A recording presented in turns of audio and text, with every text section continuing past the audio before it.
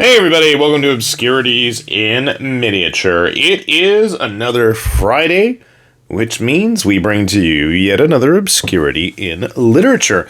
And unfortunately, this particular piece of literature has been warming my shelves for quite some time. And if it's not warming my shelves, it is a hotly contested item because every time I want to film it, my child takes it from me, and looking at the cover, you may have a good indication why.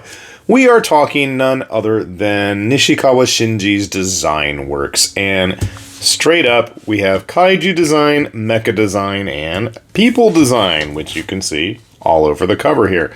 And you'll see some familiar faces if you, well, haven't lived under a rock for the last, 50, 60 years at this point? Yeah, we've got all kinds of monsters from Toho Studios, where Mr. Nishikawa did quite a few designs, not only for Godzilla, but had his hands in all sorts of stuff, which is one of the cool things about this book. There are not, unfortunately, many books that really have a lot of dedicated giant monster kaiju designs to them, and that's actually one of the really cool things about this book. Straight off the bat, you've got the rough sketches of some of the things on the cover there. We have a quick breakdown of everything that's going to be in here. Comparisons between other familiar monsters. And you can see right here, for those of you who can read katakana and some of this stuff, you have a breakdown of various Toho creatures running all through this before we get into the other fun stuff. We go through the whole artistic process, which is always kind of cool to see. Obviously, you need to be able to read Japanese to really get the complete gist of this. I remember talking to my son about it, but he's not very helpful, unfortunately. Really nice tech work there. Hey, you look familiar. And honestly, that is one of the coolest things about this book is, number one, you get the dates on everything. So this is as early as 91 with Mecha King Ghidorah and Destroya here. But you get some of the early design works too, which unfortunately, like I've said, we don't see a whole lot of outside of like dedicated books. But it is kind of cool to see some of those early designs and like figuring out all of the fins there on the big G, how everything is going to work. So from a design perspective, this book is absolutely fabulous. And then we get into Baby Godzilla, for a little bit at least. And then good old Kiryu. Except this is 90s Mecha Godzilla as well. Again, the concept work is really cool. We get into some of the early Kiryu designs. Jumping ahead. I mean, and there's a lot on him. Just you can see here we have like chest weapons, shoulder cannons, how he all goes together. We got breakdowns on storyboards, of which we'll see some more later in the book. The claws, the heads, how everything is going to work. And now this is where things get really interesting besides the SD stuff. When you get into like Biolante, we have a lot of sketches and designs there. Pages upon pages. And there's some really cool stuff, which actually I feel like would have been really cooler than what we ended up with in the original film. I don't know if you guys are old enough to remember when, I think it was HBO showed off a bunch of those, mid-90s Godzilla movies all dubbed, and they were pretty bad. Bad dubs, at least. Mecha King Ghidorah. We start moving into the Mothra movies of the 90s. Armored Mothra and all of her various forms. We get into some of the vehicles and mechanical equipment. And then things start to take a turn for the crazy and funky, besides the fact that, as I said, I'm skipping over a lot of this stuff, and there's way more mecha detail. You can see we're already on like page 78. We're really jumping ahead. We get into other Godzilla kaiju that never existed, in fact. And yeah, some of this stuff is going to be online, and some of this stuff you can find pictures of, but it's really cool seeing. I mean, look at this. There's at least like 8 different designs on this page alone that went nowhere. And for somebody like me, who's always just enjoying the creation process, I may not be very talented like some of these artists, but I certainly can appreciate the amount of work that goes into it. Godzilla looking like a Muppet with the giant feet thing here. What's funny is some of this stuff almost looks like borderline Tsuburaya Ultraman type creatures. Final Wars designs. And as we skip to the end of the Godzilla section, then we get into the Choseishin series. So there were, 3 TV shows, I believe, when Toho decided to get back into the tokusatsu game on TV in the early 2000s. We had Grand Caesar, Justerizer, and Caesar X, if I remember correctly. And unfortunately, this book doesn't have everything in it, and that might just be because Mr. Nishikawa here did not design everything, but for the most part, I know the Impactors are not in here. They were the villains of the series. We have the big Grand Caesar itself here. And its whole combination of the various tribes. We had the Fire Tribe, the Earth Tribe. I don't remember everybody. I know we watched it. My kid has the bootleg DVDs at home somewhere. Again, we have a lot of the design works of how everything is getting put together and figured out. But here's the best part, is we get into the bad guy stuff. Now, this is only the Justerizer stuff. Grand Caesar, I guess, is somebody else's department. As I take a big old swig of coffee here. And the kaiju designs themselves are pretty cool. Like I said, getting good kaiju design work, seeing the behind-the-scenes stuff, is not easy.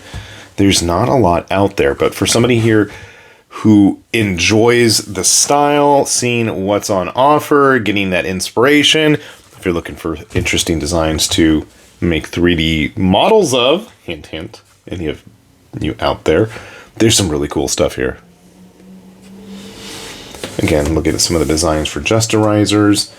We do get into some of the heroes. I know I enjoyed what I saw of Justerizers. We watched all of Grand Caesar, which wasn't bad, and I cannot remember Caesar X for the life of me, the third show. All the various ways that each of the vehicles is going to combine. And then we get into full-on Ultraman monsters. With Red King variants.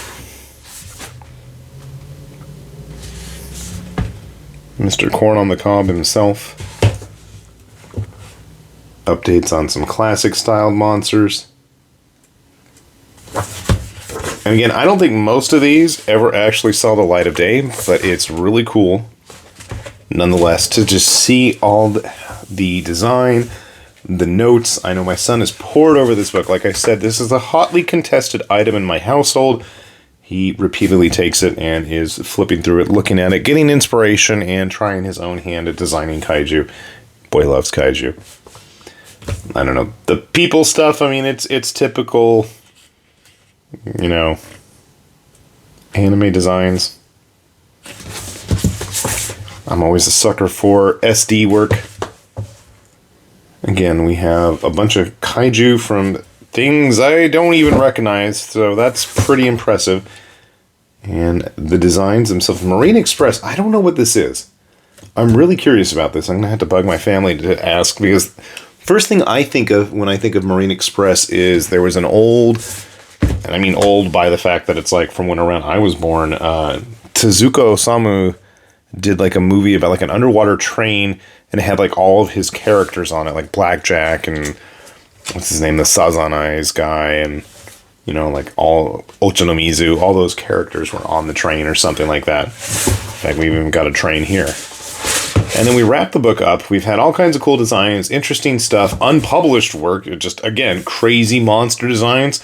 There's some neat stuff, and this is just throwaway for this dude. We get into actual storyboards for various shows that the artist worked on. Ultraman X, Ultraman Orb, Ultraman Geed, and then a little bit of background and everything. And we have reached the end. Now, granted, I did skip over quite a few. You've got like Garamon or Pigmon or whatever you want to call him. I forget what these guys were. They were from like the Gaia, Dyna, Tiga era.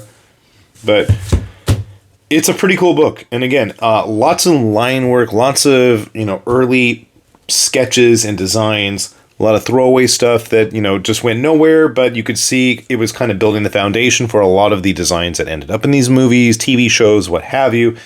And it is kind of interesting to see, the artist's progression of how they got to that point. If you have any interest in these types of books, by all means, I know there's copies out there for somewhat reasonable prices. It does have a cover price of 2,700 yen. It's been out of print, I want to say, for maybe just a couple years. It's fairly recent, 2019. I think I paid a whopping 800 yen. Yeah.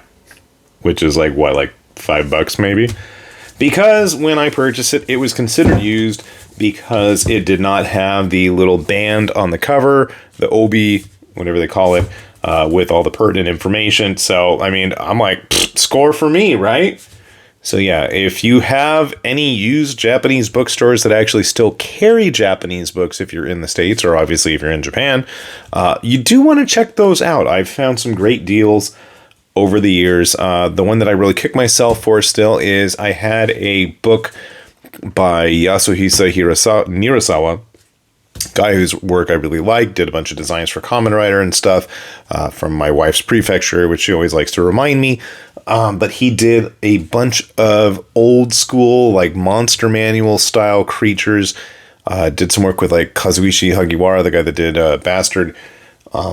Anyway, this book had a full ink sketch on the cover that he drew, signed it and everything. And yeah, I may have gotten a nice price for it on eBay, but it's one of those things that I still kind of regret getting rid of. But I did not pay that much for it, even at Book Off at the time. So if you have access, like I said, hit them up. A lot of times, if they're missing just those little bands or something silly like that, promo posters, trading cards, what have you, the prices can get knocked down significantly. And if you do have the option to, go shopping within Japan or ship it, because even with the prices, the yen to the dollar, especially if you're in the States like I am, prices aren't that bad. If you want me to pay 2,000 yen to ship it, that used to be something I'd balk at, but these days, that's nothing. That's nothing at all. So, yeah, sure, why not?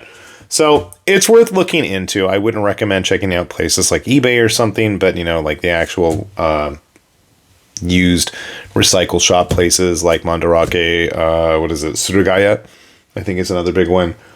Those are the two that immediately come to mind, but I'm sure there's others.